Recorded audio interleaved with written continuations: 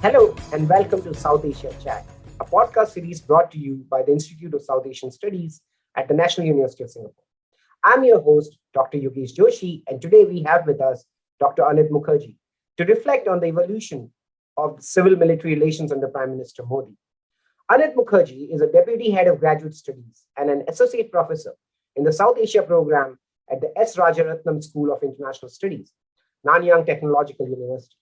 He's the author of The Absent Dialogue, Politicians, Bureaucrats, and the Military in India, published by Oxford University Press in 2019.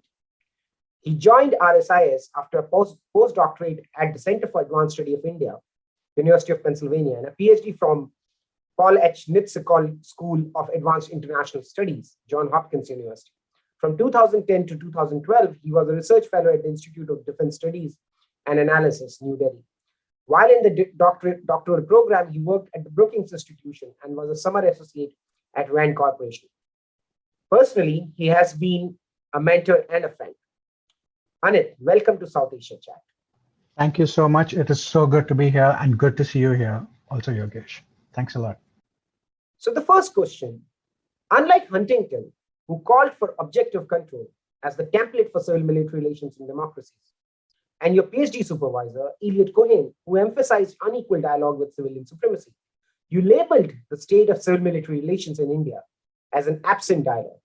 Can you elaborate on the reasons behind such a characterization and its implications for India's military power? Thanks so much. That's a fantastic question. So as you know, I was in the Army and I was somewhat inspired to look into this topic into great detail because this is a very constant and alive refrain within the Indian Armed Forces. If you speak to anybody who serves in the Indian Armed Forces, they always complain about the sort of civil military relations which exists inside India. So that's what animated me once I quit the Army. And once I entered the world of academia, I came across these different theoretical predictions or implications of the model to be adopted. So I looked at the objective control, which was set by Samuel Huntington, which unsurprisingly is very popular within all people who serve in the armed forces, because the assumption behind it is simply this, that you give autonomy to the armed forces, and because they are a professional force, they will enhance their effectiveness. My argument was that's not totally true, because at times we need informed civilian intervention to enhance the effectiveness. And the other approach I saw was Eliot Cohen's unequal dialogue, in which case he looked at the experience of 4 wartime military commanders. So he looked at Lincoln, Clemenceau, Churchill, and Ben-Gurion, and he basically argued that, look, all 4 of them interfered in what we would understand to be the affairs of the armed forces to enhance effectiveness.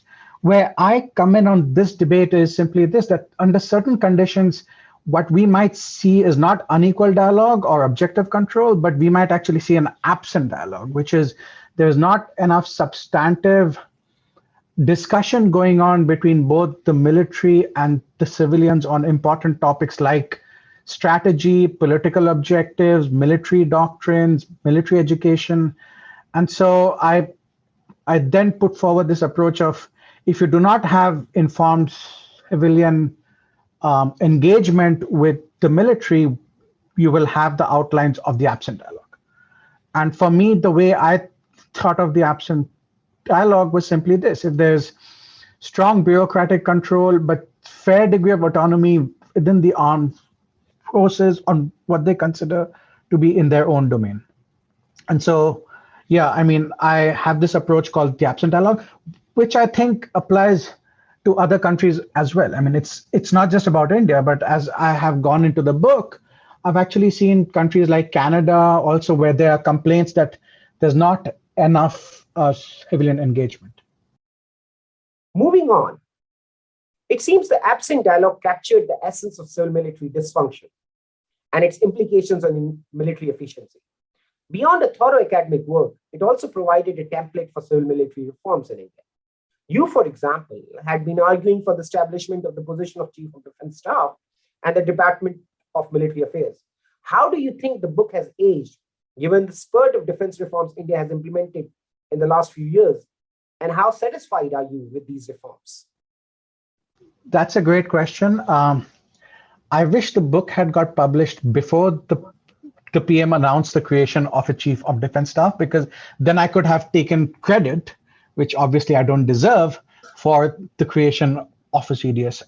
No, I think we are at a very exciting time when we look at the Indian Armed Forces. I mean, even apart from the clashes we saw on the border with China, which indicates a big churning, then I think there's a enormous amount of transformation occurring within the Ministry of Defense and the service headquarters. I think we should give credit to the Prime Minister for creating a Chief of Defense Staff. This is an issue that has been bedeviling us since the 1960s onwards. There's been constant demand that we need to have a CDS. He has given an opportunity now to the Indian military to set its house in order. So in some ways, these are the sort of steps that we need. I think the book has aged well in some ways. If you were to think about what sort of a template do we need to change the processes. So in my book, I look at 5 distinct elements of military effectiveness. I look at weapons procurement. I look at jointness, that is the ability of the Army, Air Force, and the Navy to operate together. I look at defense planning. I look at officer education, and I look at officer promotion policies. And I think in each of these chapters, I actually acknowledge things that are working well and things that need improvement. So for instance, on jointness, we all know that India needs joint theater commands, that we all need to have a greater emphasis on jointry, so as to speak. And in the same way, you need to have more developed defense planning processes, and you need to have more joint education also.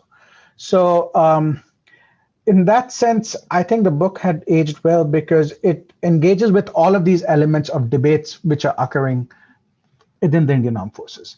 How it'll actually transform into institutional change on the ground is a topic we need to go back to again after 2 or 3 years. Where would you locate the causal origins of these reforms? Should we focus on the structural threats, particularly India's increasingly difficult security situation vis-a-vis China and Pakistan? Or is it much more of a top-down political decision of the Modi government, which has forced the military to embrace reforms? That's a really good question. I don't think we have a fair idea until now on why did the Prime Minister announce and go ahead with the decision to create a CDS. As you well know, in his first term, there was a lot of speculation about imminent reforms. However, when we look at his defense policy, his first term was somewhat underwhelming. I think there was a lot of talk and a lot of expectations, but I don't think any of that got delivered into substantive defense policy reforms. In fact, on the contrary, the amount of allocation that he made to the defense budget decreased year upon year. So I think there was a fair criticism to be made about the performance in this sector in the first term. Some argue that this was also because the Prime Minister expectation was that he'll work with the military to enforce change. And he got disillusioned over time because the military was not able to come up with transformatory steps. And so I think after he got reelected, his first step was, I'm going in for a big bang reform and I'm going to announce it, and the military will have to follow no matter what. I would think that it perhaps not as much structural as his desire to leave an imprint in the field of defense policy and say that, look, he has done the thing that was being debated for the last 60 years, and he has come forward and put forward and pushed through the idea. This has to be welcomed. But again, I think the important thing to see is the way that they go about implementing it. And that's a very interesting take on defense reforms in India. Moving on, one also gets intrigued by the personal relationship which the Modi government has created between civilian leadership and the military leadership. Do you think military institutions are being replaced by personal relationships? And does such bypassing of institutions in promotions, etc., an unhealthy trend for the military? Is the Modi government following a truly unequal dialogue model, which may be more efficient than the previous practice of absolute autonomy offered to the military? Another great question. So there's always been an element of politics to the appointment and the performance and the conduct of very senior military officers. This has been true from the time of the first prime minister. If you look at Nehru, when we look at Indira Gandhi, when we look at successive prime ministers, um, people assume that look at that level there's no element of the politics involved, but that element has always been there. When we look at this current government, I think there have been some criticism about his attempt to supposedly politicize the Indian armed forces, and that's something that needs to be watched very, very carefully. However, I'm not sure I'm as yet convinced that the prime minister has done so. I think the biggest criticism comes with the appointment of General Rawat as the chief of army staff, when another officer who was senior to him was kind of looked over.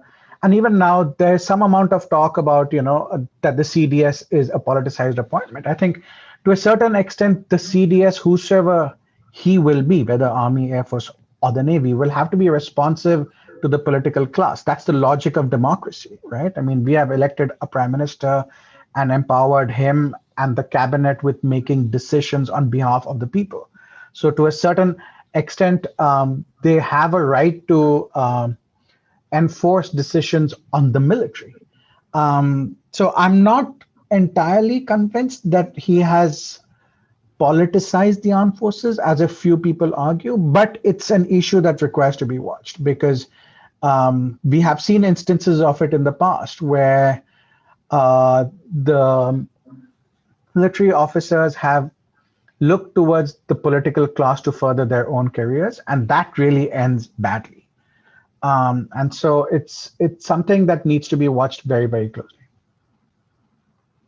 Sure. So just to spin off from the previous question, in a sense that you have been watching this space very closely since the formation of the Chief of Defense Staff. How would you rate, the success of this new institution within the military, particularly in terms of reforms such as, joint creating jointness, joint procurement, theater commands? In your understanding, how successful has been General Rawat? That's a good question. Among the big problems that I have with the CDS and his team is that we frankly don't know what they're doing. Unfortunately, policy discussions or ideas are floated through unsubstantiated media reports, almost like trial balloons, right? I mean, there's just suddenly somebody would come out with a report of this is under consideration. We don't know the authenticity of these reports. So ultimately, this becomes an exercise in panditry, so as to speak. We kind of speculate. So among the things I would like to see from the CDS and his office is some sort of a vision document that they have on what sort of a joint theater command do they want, what sort of an approach do they have, not just in the next year, but in the next 2 years, in the next 5 years, in the next 10 years. Give us some clarity. And because there's no clarity, there's all sorts of speculation. I know that these issues are being debated, but I think they should respect the wisdom of the Indian strategic community and debate them more openly and seek their inputs a little bit more to see what fits for purpose. You just can't float these ideas overnight and suddenly say, this is our idea and we are going to implement it. Because as we all know, sunlight is the best disinfectant. So unless you expose your ideas to sunlight and criticism from all sides, you will not have really good ideas which would go to the top. So if you ask me about what do I think about the performance of the first CDS, I wish him and his team would focus a little bit more on coming up with a vision document. And in the absence of that, I have no firm assessment of how well they're doing. My second last question to you is that one of the major stories in India's defense sector lately is the success in defense indigenization. Do you think India has made some significant strides in the field? And how do you foresee the future of defense indigenization? That's a really good question. I'm going to put an asterisk on your claim that it's a success story, though. I think what the government has done has, in the last at least 3, 4, 5 years, has pushed, and I think it's a good thing, they have pushed this idea of indigenization. They have pushed all the stakeholders, which, as I argue in my book, we're working in very different silos. We're working at cross purposes. We're not really talking to each other. And so what the government has done in a good way is pushed through this idea that we need to have a mature defense industry base where the stakeholders, which is the armed forces and the defense industry and the technology people and the science and industry people, can all work together and in a way create jobs in India and get the best equipment for our soldiers, and airmen and the sailors. So that intention is there. And they have made the right policy choices so far, I think. But before I call it a success story, I would like to see more proof of not just factories being created, of defense industry coming up on the ground, on jobs being created, on a substantive element of, let's say, FDI in the defense sector, or foreign companies finding an environment. Because as you all know, I mean, even though they have created, let's say, some idea of a land corridor in Uttar Pradesh and Tamil Nadu to establish a defense industrial bases, I still haven't seen much come up there. I think we are still a little bit away from calling it a success story. Having said all that, I think they are on the right lines. I would just want to see this whole idea of implementation hona chahiye, as you all know, is an old familiar complaint about the Indian establishment. So I would want to see evidence of that first. We cannot but let you go without asking you about how should the military prepare itself for the challenges thrown by China's massive rise and the prospect of a hegemonic struggle between the US and China. How do you think the military should prepare for the great power rivalry with China? That's a really good question. I think along with this element of institutional of changes, right? You have created a chief of defense staff and a DMA. We need significant internal changes within the Indian military. And these are internal changes pertaining to professional military education. It is pertaining to man management.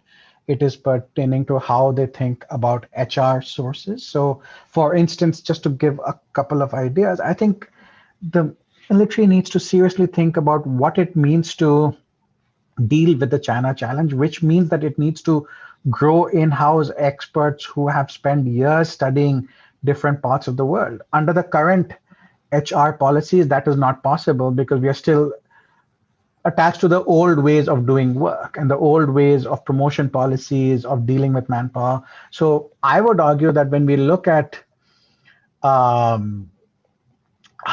we think about professional military education, how we think about grooming and training officers, we need to send officers outside the country to grow greater capital and wealth. And again, I think it also means that the military has to be more open to embracing the civilian world and the expertise that is outside in its own education processes. So to cut a long story short, I don't think that we have prepared enough in terms of our internal changes to deal with the challenge posed by the rise of China. Anit, thank you so much for helping us understand the present and the future of civil-military interactions in India and how it impacts India's defense and military efficacy. Personally, I have learned a lot over the last 20-25 minutes of this podcast, and I'm sure our listeners from around the world would share my assessment. You were listening to South Asia Chat. To learn more about our work, please visit us at isis.nus.edu.sg.